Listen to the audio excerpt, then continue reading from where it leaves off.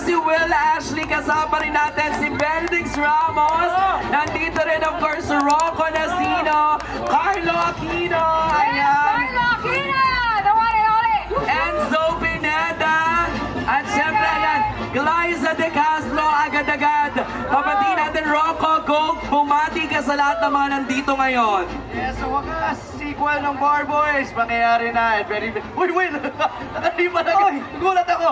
Ayun, very excited kami, kaya abangan po natin ito, itong December 25. Enzo!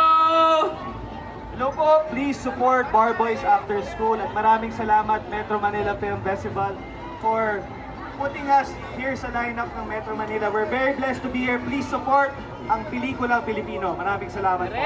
Thank you, Enzo. Will Ashley, nagpapalik, entablado. Again, Merry Christmas po sa inyo lahat.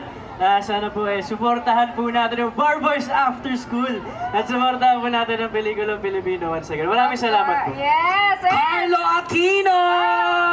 Hello, magandang hapon po sa inyong lahat. Very excited kami, hindi lang for Bar Boys of course, pero syempre sa lahat ng mamamayang Pilipino, kasi marami pong magagandang pelikula dito sa Film Fest, Metro Manila Film Fest. Sana po, suportahan ninyong lahat. Let's go! Vlogger Ira.